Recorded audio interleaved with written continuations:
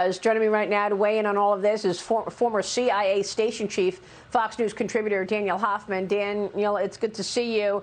I'd love to know why the Biden administration is surprised by the speed with which the Taliban has moved in terms of taking over now 10 provinces and on the doorstep of taking down the capital, Kabul. Your reaction?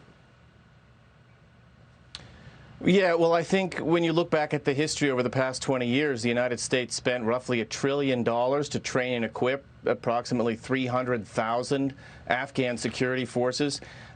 And, you know, on the face of it, perhaps some should be surprised that the Taliban has moved so quickly to take so much territory. But we have an intelligence community on the ground in Afghanistan tracking this very closely. We have the State Department and the U.S. military, and I'm quite sure that they advised the president on what the situation would look like in the near and longer term. But I think President Biden has always just been very committed to withdrawing our troops. And let's make it clear, it's not an endless war. This is a deployment in harm's way to detect and preempt threats before they're visited on our shores. We have 78,000 troops in Japan and South Korea combined. These troops were serving an important mission along with our intelligence community, and we won't have the capability to find, fix, and finish those threats anymore. Yeah, and I'm glad you mentioned the latest intelligence and our intelligence people having anticipated much of it. The latest U.S. intelligence assessment, according to the Journal, says that Kabul could fall to militants as soon as a month. But, you know, when the U.S. first announced that the troops would be coming home sooner than later, U.S. officials said that they did not expect the takeover of any provincial capital until the fall at the earliest. We're up to 10 at this point. Yeah, listen, even if the Taliban doesn't take Kabul in the near term, they've taken enough territory and some key financial hubs with access to massive income from border transactions. They're going to be a force, and we're going to see a lot of ungoverned space like we did before 9/11. And the Taliban allows al-Qaeda to homestead on their territory, and that's the threat to the U.S. national security in the region and here in the homeland. And certainly it's one of the threats for national security that this country faces.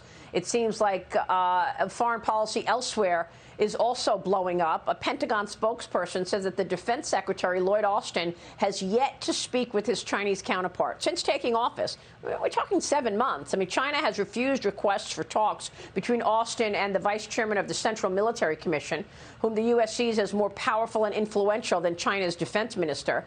Dan, your reaction to this? I mean, the military is obviously talking about critical race theory.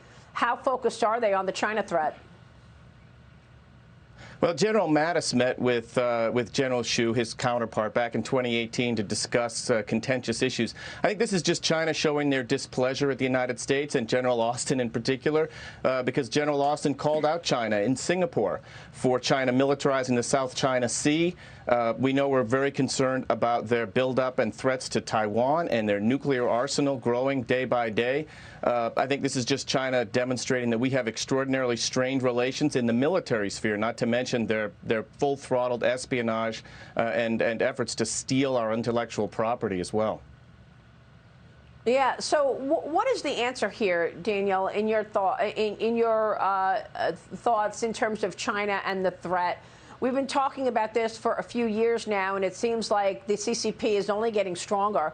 Xi Jinping modeling himself after Mao Zedong, and you've got a number of financial services companies getting ready to open up their own businesses in China because they've gotten the licenses, something that Newt Gingrich told me was a honeypot. This is the first time we're seeing like a honeypot from the CCP, whereas they're offering licenses to the financial services companies in hopes that, you know, they'll be lobbyists for China policy. What kind of a China policy are you expecting out of this administration? Yeah, I mean, that's what the Chinese do. Look, the Trump administration worked hard and successfully established a bipartisan consensus on China's multifarious threats to our nation, both economically and militarily, and of course, as we discussed, in intelligence as well. And I think we have that consensus, and we need to take strong action to defend and counter and ultimately deter Chinese aggression, it starts with calling out China. They want to control the narrative. That's why they're upset at General Austin and other nations who seek to hold them accountable for their nefarious actions. We need some concrete policies designed to defend our own private sector, sometimes from themselves when they want to do business in China, and all they're going to be doing is risking the security and the future of their enterprise. Yeah. All right, Daniel, good to see you this morning, and appreciate your comments on all of this as we watch this threat get stronger. Jack Keane comes on this program a lot, says we're outgunned when it comes to the Navy. Is it a larger Navy or more ready in China than the United States? Well, I think the concern is China's massive buildup in the South China Sea. I think we can still handle ourselves quite well. The question is whether we put ourselves more on a war footing in that region like we have with Central Command. I think that's a question to ask the Biden administration and to ask Secretary of Defense Austin the next time he testifies about how we're handling our military planning and the process. Yeah, I mean, look, there was not 1 penny of an increase in defense spending in Biden's budget. So when you put that to inflation, you're talking about a decline in defense spending as China rises. Daniel Hoffman will keep watching this and keep a spotlight on it. Thanks very much for weighing in this morning.